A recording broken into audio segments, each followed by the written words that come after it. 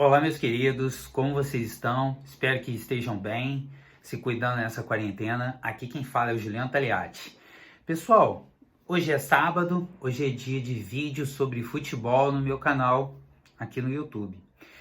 Hoje eu não vou trazer uma indicação, tá? Hoje eu vou fazer um vídeo sobre opinião, vai ser um vídeo opinativo sobre esses tipos de contratações, como Yaya Touré, Robben, Honda, tá? Até fizemos um vídeo que ficou bem legal, convido vocês a irem e seguirem, quem me segue aqui também seguir o canal Mentalidade Esportiva, no qual nós, o Maicon Eduardo de Oliveira e o Andrew Moreno, junto comigo, debatemos a respeito dessas contratações. Eu resolvi fazer um vídeo também e postar no meu canal a respeito disso, beleza? Bem, pessoal, vamos lá. Em relação ao Yaya Touré, assim, os times, tanto o Botafogo quanto o Vasco, estão muito carentes. Então, esse tipo de contratação, ela mexe muito, balança os torcedores. Os torcedores ficam doidos para chegar logo Yaya Touré e tal, e querendo que ele venha, que ele jogue. E aí, na nossa cabeça, enquanto torcedores, a gente fica imaginando aquele Yaya Touré do Barcelona, do Manchester City. Gente, esse Yaya Touré já não existe mais. Eu até acredito que se ele tivesse a fim de jogar futebol mesmo, ele poderia vir jogar muito bem, tanto no Botafogo quanto no Vasco. Então, teoricamente, pela bola que ele joga, mesmo aos 37 anos, seria uma boa. Mas, pelo histórico dele ultimamente, e também acerta com o Botafogo, não acerta, tá lá no futebol chinês, na segunda divisão, toma logo um cartão, é expulso, sai, não joga mais, negociando com um candidato à presidência do Vasco da Gama, né? E assim, da agremiação Vasco da Gama. E caramba, e ainda faz um vídeo falando que viria, depois faz um vídeo falando que não vem. Sabe, o próprio jogador se queima. Isso, apesar de não ter sido Vasco, os torcedores abraçam e acaba que a instituição acaba sendo, na minha opinião, não arranhada, mas os torcedores dos outros times vão tirar onda, vão zoar, vão sacanear, o que é normal, o que é do jogo, né? Vamos dizer assim. Isso, como diria o outro lá, isso pertence ao futebol.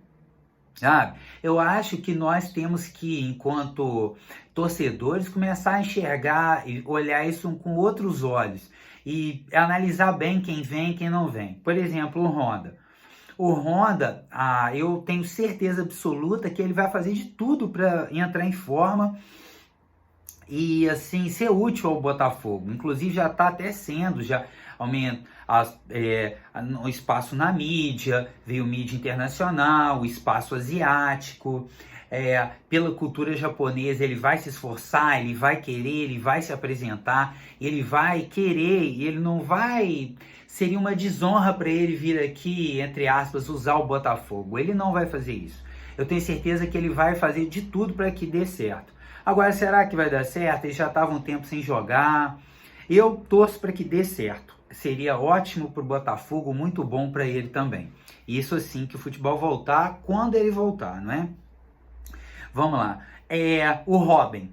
Bem, o Robben é um jogador sensacional, um dos melhores jogadores que nós vimos, um jogador agudo, um jogador goleador, um jogador com baita chute, um drible fantástico, velocidade, mas que já vinha lidando com lesões também no fim da carreira. Não é um jogador nem tão velho, mas tá sem jogar. Será que seria uma boa ele vir?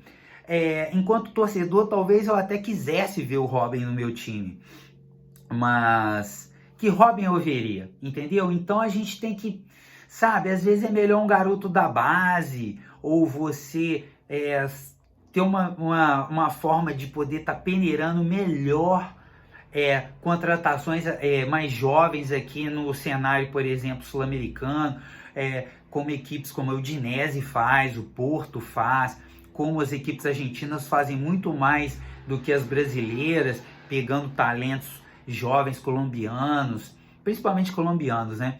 E de outros países aqui da nossa querida América do Sul. Então, assim, a gente fica com uma falsa expectativa e às vezes se concretiza ou não.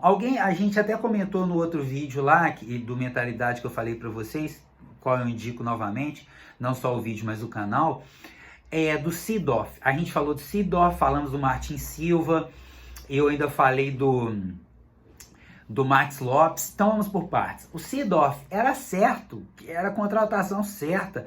O cara super campeão, fisicamente sempre esteve bem, já falava o português, ele abriu espaço na mídia pro Botafogo. Eu falei, eu tava fora, eu tava na Argentina e eu fiquei assim, caraca, os canais argentinos falando da chegada dele de helicóptero, quer dizer, o Botafogo teve um espaço na mídia que não tem normalmente. E isso foi muito bom pro Botafogo. Cabe os clubes se organizarem para o próprio jogador se pagar, porque ele se paga. Mas para isso precisa de uma organização, um projeto com tudo alinhavado para que não traga prejuízo. O salário do jogador seja menos que você recebe com ele. Eu tenho certeza que o Seedorf se pagou, mas eles, por falta de organização, não conseguiram nem pagar totalmente ali. Talvez o jogador, creio que tenham pago, né? Mas assim, fica parecendo que foi um mau negócio. E não, foi um ótimo negócio. Parabéns para a diretoria do Botafogo, que trouxe ele na época. Sensacional isso. Max Lopes no Vasco. Eu fui contra a saída dele do Vasco. Ele estava produzindo bem e o time muito aquém dele tecnicamente. Ele estava mal fisicamente, ele tem problema com peso, é verdade, eu concordo e acho também que ele tem que se colocar em forma enquanto profissional. Mas eu via nele vontade, eu via nele ele querendo, ele há muito tempo não jogava assim, por um time que ele mesmo falou que era lindo. Ele até hoje posta no Twitter dele, no Instagram, coisas sobre o Vasco. O Vasco marcou ele muito. E foi um jogador que saiu pelas portas dos fundos. O clube colocou ele para fora, na minha opinião, de forma errada. Outro caso assim, Martin Silva. Esse veio para o Vasco num momento terrível. Disputou uma segunda divisão, jogou no Vasco, foi o melhor goleiro do Vasco nos últimos 20 anos. Questão de opinião, alguém pode falar que foi o Fábio, mas teve uma passagem pequena. Alguém pode falar que aquele pequeno pedaço aí nos anos 2000 para cá, que tenha sido o Elton. Outros podem falar que foi o Fernando Praz. Para mim foi o Martin Silva. Um baita jogador, um tremendo ídolo. Aliás, eu sou fã dos jogadores argentinos, uruguaios, colombianos. Eles abraçam a causa, eles conhecem a história do clube, eles vestem a camisa.